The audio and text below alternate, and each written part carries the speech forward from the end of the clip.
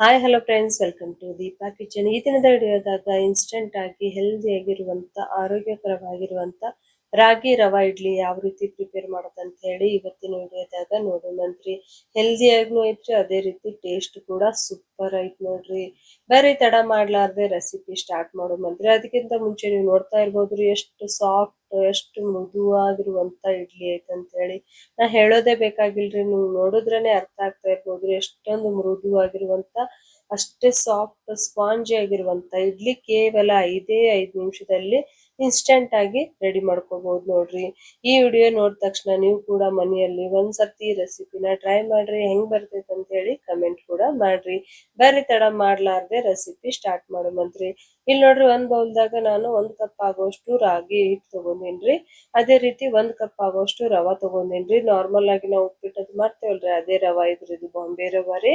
Next 1 cup ಆಗೋಷ್ಟು ಮೊಸರು, 1 cup ಆಗೋಷ್ಟು ನೀರ್ ಹಾಕೊಂಡಿನ್ರಿ. ರುಚಿಗೆ ತಕ್ಕಷ್ಟು ಉಪ್ಪು ಹಾಕೊಂಡು ಇದನ್ನ ಮಿಕ್ಸ್ ಮಾಡ್ಕೊಳ್ಳುವಂತ್ರಿ. ಒಮ್ಮೆ ನೀರ್ ಹಾಕಕ್ ಹೋಗ್ಬೇಡ್ರಿ, ಮೊದಲ ಒಂದ್ ಸ್ವಲ್ಪ ಸ್ವಲ್ಪ ನೀರ್ ಹಾಕೊಂಡು ನಾವು ನಾರ್ಮಲ್ ಆಗಿ ಇಡ್ಲಿ ಮಾಡ್ತೇವಲ್ರಿ, ಆ ರೀತಿ ಹಿಟ್ಟನ್ನ ಕಲ್ಸ್ಕೋಬೇಕು ನೋಡ್ರಿ. ಜಾಸ್ತಿ ತೆಳು ಮಾಡಕ್ ಹೋಗ್ಬೇಡ್ರಿ, ಸ್ವಲ್ಪ ಸ್ವಲ್ಪ ನೀರ್ ಹಾಕಿ ಇಡ್ಲಿ ಹಿಟ್ಟಿನ ಹದಕ್ಕ ಇದನ್ನ ಕಲ್ಸ್ಕೋಬೇಕಾಗತ್ರಿ. ನೀವ್ ನೋಡ್ತಾ ಇರ್ಬೋದ್ರಿ, ಈ ತರ ಇರ್ಬೇಕು ನೋಡ್ರಿ ಹಿಟ್ಟು ಅನ್ನೋದು. ತೆಳುನು ಇರಬಾರ್ದ್ರಿ, ಗಟ್ಟಿನೂ ಇರಬಾರ್ದ್ರಿ.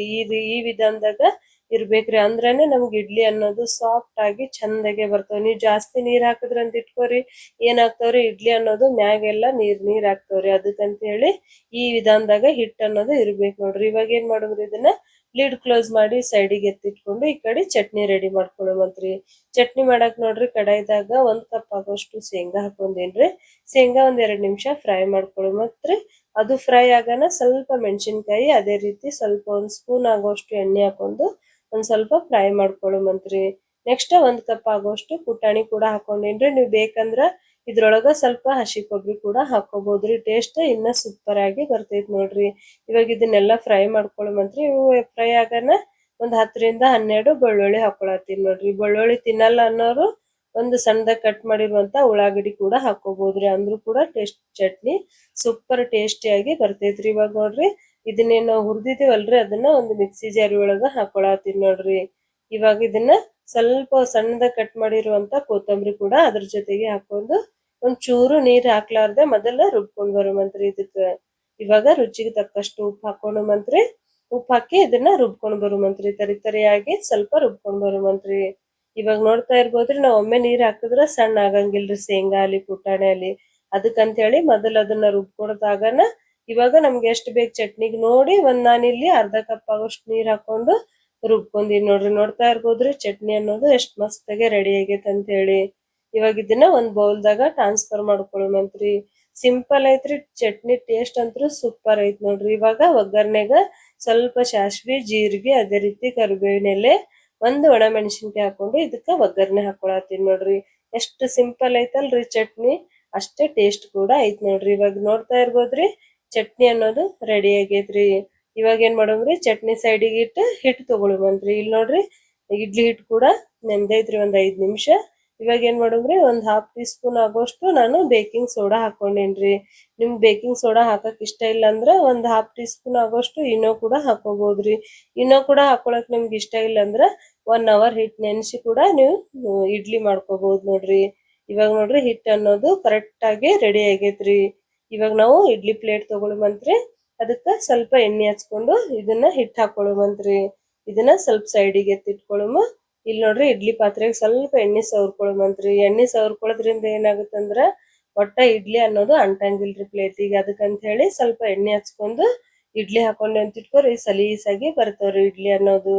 ನೋಡ್ತಾ ಇರ್ಬೋದ್ರಿ ಹಿಟ್ಟು ಯಾವ ರೀತಿ ಉಬ್ಬೈತ್ ಅಂತ ಹೇಳಿ.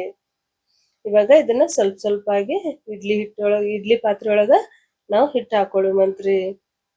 ನೋಡ್ರಿ, ಕೇವಲ 5 ನಿಮಿಷದಾಗ ಇನ್ಸ್ಟೆಂಟ್ ಆಗಿ ಮಾಡ್ಕೊಳ್ಳುವಂತ ರೆಸಿಪಿ ಐತ್ ನೋಡ್ರಿ ಇದು. ಅಕ್ಕಿ ನೆನ್ಸಿಲ್ಲ, ಬೇಳೆ ನೆನ್ಸಿಲ್ಲ, ದೋಸೆ ಹಿಟ್ಟಿಲ್ಲ ಅಂದ್ರ ಈ ತರ ಹೆಲ್ದಿ ಆಗಿರುವಂತ ರಾಗಿ ಇಡ್ಲಿ 5 ನಿಮಿಷದಾಗ ಮಾಡ್ಕೋಬಹುದು ನೋಡ್ರಿ. ಇವಾಗ ನೋಡ್ರಿ, ನಾ ಇಡ್ಲಿ ಪಾತ್ರೆಗ ಹಿಟ್ ಹಾಕೊಂಡು ಈ ಕಡೆ ಇಡ್ಲಿ ಪಾತ್ರೆ ಇಟ್ಕೊಂಡೇನ್ರಿ. ನೀರ್ ಕೂಡ ಕಾಯ್ದವ್ರಿ. ಇವಾಗ ನಾವೇನೈತಲ್ರಿ ಇಡ್ಲಿ ಪ್ಲೇಟ್, ಇದನ್ನ ಇಟ್ಕೊಂಡು ಒಂದ್ 10 ರಿಂದ 15 ನಿಮಿಷ ಇದನ್ನ ಬೇಯಿಸ್ಕೋಬೇಕಾಗುತ್ ನೋಡ್ರಿ. ನೋಡ್ರಿ, ನಾ ಎಲ್ಲಾ ಪ್ಲೇಟ್ ಇಟ್ಕೊಂಡೇನ್ರಿ. ಇವಾಗ ಲಿಡ್ ಕ್ಲೋಸ್ ಮಾಡಿ ಒಂದ್ 10 ರಿಂದ 15 ನಿಮಿಷ ಬೇಯಿಸ್ಕೊಂಡ್ರ ಸಾಕ್ ನೋಡ್ರಿ. ಸೂಪರ್ ಆಗಿರುವಂತ ಹೆಲ್ದಿ ಆಗಿರುವಂತ ರಾಗಿ ರವಾ ಇಡ್ಲಿ ರೆಡಿ ಆದ್ರಿ. ನೋಡ್ತಾ ಇರ್ಬೋದ್ರಿ ಕಲರ್ ಕೂಡ ಎಷ್ಟ್ ಮಸ್ತಾಗಿ ಬಂದೈತೆ ಅಂತ ಹೇಳಿ. ನೋಡ್ರಿ ಈ ತರ ಕೈ ಹಚ್ಚಿ ನೋಡಿದ್ರ ಅಂಟ್ಲಿಲ್ಲ ಅಂದ್ರ ಪರ್ಫೆಕ್ಟ್ ಆಗಿ ಇಡ್ಲಿ ರೆಡಿ ಆಗಿ ಬಂದಂಗ್ರಿ.